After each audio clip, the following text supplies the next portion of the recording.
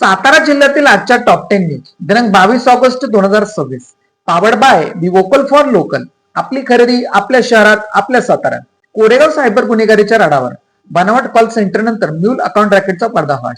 आपली मित्रांची बँक खाती, एटीएम, डेबिट कार्ड आणि सिम कार्ड कमिशनच्या आमिषाने सायबर गुन्ह्यांना न देण्याचे पोलिसांचे आवाहन. काही महिन्यांपूर्वी अमेरिकन नागरिकांना ऑनलाईन फसवणूक जाळ्यात ओढणाऱ्या बनावट कॉल सेंटरचा पर्दाफाश झाल्यानंतर आता कोरेगाव परिसरात सायबर गुन्हेगारीचे आणखी गंभीर नेटवर्क उघडकीस आले आहे. स्वतःच्या तसेच इतरांच्या नावावरील बँक खाती, एटीएम, डेबिट कार्ड आणि सिम कार्ड कमिशनच्या आमिषाने मिळून ती सायबर गुन्हेगारांना उपलब्ध करून देणाऱ्या चौघांना सायबर पोलिसांनी जेरबंदी केली आहे. कारवाईमुळे कोरेगाव परिसरातील सायबर गुन्हेगारीच्या संभाव्य नेटवर्ककडे पुन्हा एकदा पोलिसांचे लक्ष वेधले गेले आहे. कोरेगाव परिसरातील काही तरुण नागरिकांना 1.5 ते 3% कमिशनचे आमिष दाखवून बँक खाती, एटीएम, डेबिट कार्ड आणि सिम कार्ड घेत असल्याची माहिती पोलिसांना मिळाली. ही खाती पुढे सायबर गुन्हेगारांना फसवणुकीची रक्कम स्वीकारण्यासाठी आणि विविध खात्यांमध्ये हस्तांतरित करण्यासाठी वापरली जात होती. गुरुवार दिनांक 20 ऑगस्ट रोजी मिळालेल्या गोपनीय माहितीची खातरजमा केल्यानंतर सायबर पोलिसांनी कोरेगाव येथील तेलगंगा नदी पुलाजवळ सापळा रचला आणि 4 जणांना ताब्यात घेतले. आपली मित्रांची बँक खाती, एटीएम, डेबिट कार्ड आणि सिम कार्ड कमिशनच्या आमिषाने सायबर गुन्हेगारांना देण्याचे आवाहन पोलिसांनी केले आहे. जिल्हा परिषदच्या ग्रामपंचायत विभागात भिंतीला उफळे. लाखो रुपयांचा खर्च स्वतःच्या कॅबिनवर करणारे पदाधिकारी व वरिष्ठ प्रशासकीय अधिकारी याकडे लक्ष देतील का, हा सवाल. सातारा जिल्हा परिषदच्या ग्रामपंचायत विभागात भिंतीला उफळे फुटल्याने पाणीच पाणी झाले आहे. त्यामुळे दप्तरही भिजले आहे. त्यामुळे बांधकाम विभागाचा भोंगळ कबरा पुन्हा एकदा चव्हाट्यावर आला आहे. जिल्हा परिषदच्या ग्रामपंचायत विभागात भिंतीला उफळे फुटत आहेत, तर काही ठिकाणी भिंती पाझरल्या आहेत. याबाबत ग्रामपंचायत मार्फत बांधकाम विभागाला वेळोवेळी सूचना करण्यात आल्या आहेत. तसेच लेखी पत्र व्यवहारही करण्यात आला होता. मात्र बांधकाम विभागामार्फत याबाबत कोणतीही दखल घेतली नाही. मात्र गेल्या 4 ते 5 दिवसांपासून मोठ्या प्रमाणात पाणी येत आहे. त्यामुळे परिसरात पाणीच पाणी साचले आहे. दिवसातून 15 ते 20 वेळा पाणी काढले जात आहे. या ठिकाणी महत्वाच्या कागदपत्राची असलेली गाठोडी भिजली आहे. लाखो रुपयांचा खर्च स्वतःच्या कॅबिनवर करणारे पदाधिकारी वरिष्ठ प्रशासकीय अधिकारी का, हा सवाल विचारू जाऊ लागला आहे. साखर 60 ते 80 रुपये. सणासुदीत कोडवा कडू. 15 दिवसात तब्बल 40% वाढ. आयातीनंतर ही दर घसरण्याची शक्यता अल्प. सणासुदीच्या तोंडावर साखरेच्या दराने सर्वसामान्यांच्या घरातील गोडवा कडू केला आहे. काही दिवसांपूर्वी 40 ते 50 रुपये किलो असलेली साखर आता अनेक ठिकाणी 60 ते 80 रुपये किलो पर्यंत पोहोचली आहे. अवघ्या काही दिवसात झालेल्या विक्रमी दरवाढीमुळे गृहिणींचं ग्राहकांमध्ये चिंता व्यक्त होत आहे. मिठाई विक्रेते आणि खाद्य व्यावसायिकांनी या दरवाढीचा मोठा फटका बसला आहे. देशातील साखरेचे घटलेले उत्पादन, ऊसाचे घट्टे क्षेत्र आणि इथेनॉल निर्मितीकडे वळवलेला मोठा वाटा यामुळे बाजारात साखरेचा तुटवडा निर्माण होण्याची भीती व्यक्त केली जात आहे. केंद्र सरकारने 10 लाख मेट्रिक टन साखर आयात करण्याचा निर्णय घेतला असला तरी त्याचा तातडीने ग्राहकांना फारसा फायदा होण्याची शक्यता नसल्याचे व्यापाऱ्यांचे म्हणणे आहे. प्रगतशील शेतकरी रामचंद्र शेळके यांच्या अपघाती निधनाने लोणंदपूर शोककळा. सकाळी वाढदिवसाच्या शुभेच्छा, सायंकाळी श्रद्धांजली. लोणंद येथील प्रगतशील बागायतदार, मितभाषी आणि मिनमळू स्वरूपाचे रामचंद्र शेळके व 67 यांचा गुरुवारी अपघातात मृत्यू झाला. विशेष म्हणजे याच दिवशी त्यांचा वाढदिवस होता. सकाळपासून नातेवाईक, मित्रपरिवार आणि परिचय म्हणून त्यांच्या वाढदिवसांच्या शुभेच्छांचा वर्षाव होत होता. मात्र सायंकाळी त्यांच्या अपघाती निधनाची बातमी समोर आली आणि शुभेच्छांचे स्वर अचानक शोकाकुल झाले. लोणंद नीरा मार्गावरील रेल्वे कुटांजवळ शेतीतून घरी येत असताना दुचाकीने त्यांना जोरदार धडक दिली. या अपघातात ते गंभीर जखमी झाले. त्यांना तत्काळ लोणंदतील खाजगी रुग्णालयात दाखल करण्यात आले. प्राथमिक उपचारानंतर पुढील उपचारासाठी पुणे येथे हलवण्यात आले. मात्र उपचार सुरू असताना त्यांची प्राणज्योत मालवली. जंतर मंतरवर आंदोलनाने क्रांतीची मशाल पेटवली. वैभव चोपकर. दिल्लीतील जंतर मंतरवर आंदोलनाने देशातील लोकांमध्ये नव्या क्रांतीची मशाल पेटवून तरुण पिढी आता अन्यायाविरोधात गप्प बसणार नाही, असा इशारा AIFFचे राज्य संयोजक व विद्यार्थी आंदोलनाचे नेते वैभव चोपकर यांनी दिला.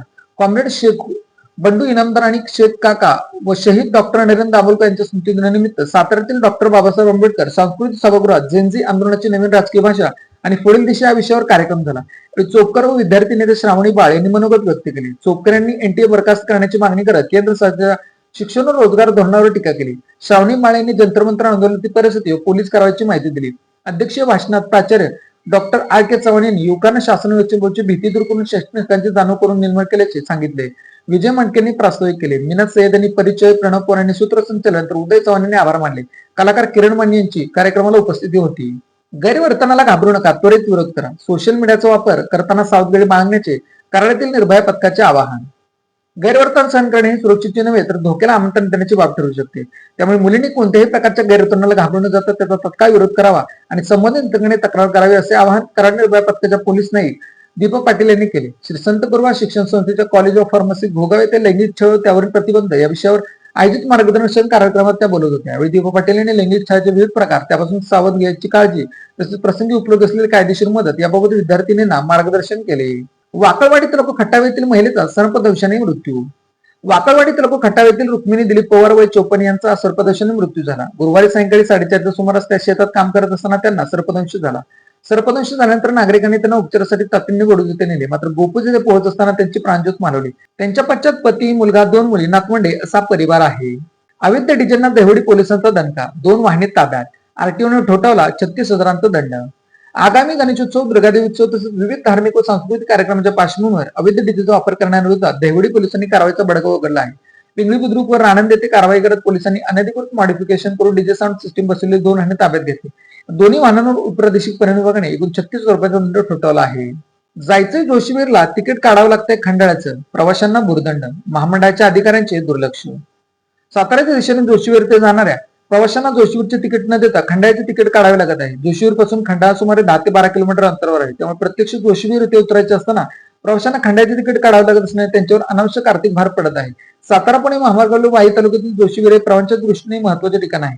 जोशीवीर येथून वॉटर स्टेशन, खंडाळा तसेच वाईकडे मोठ्या प्रमाणात वाहनांची ये जा सुरू असते. त्यामुळे या ठिकाणी बसचा थांबा असणे आवश्यक आहे. ग्रामस्थांनी केलेल्या सातत्यपूर्ण पाठवणीनंतर आमदार मकरंद पटेल यांच्या प्रयत्नातून सुमारे वर्षभरापूर्वी जोशीवीर येथे एसटीचा थांबा मंजूर करण्यात आला. त्यानंतर या ठिकाणी नियमित बस थांबू लागल्याने परिसरातील नागरिकांना मोठा दिलासा मिळाला. मात्र बस थांबा सुरू होऊन प्रवाशांची अडचण मात्र अद्याप कायम आहे. नायगाव तालुका खंडाळा येथील कंपनीत कॉन्ट्रॅक्टसह खंडणी मागणाऱ्या 5 जणांना अटक, संशयित पुणे सांगली जिल्ह्यातील 3 दिवस पोलीस कोठडी. नायगाव तालुका खंडाळा येथील महाफंट इंडिया शेरा या कंपनीत कॉन्ट्रॅक्ट मिळावे याबरोबर दरमहा 5 लाखांची खंडणी मागितल्यामुळे शिरोळ पोलिसांनी 5 जणांना अटक केली.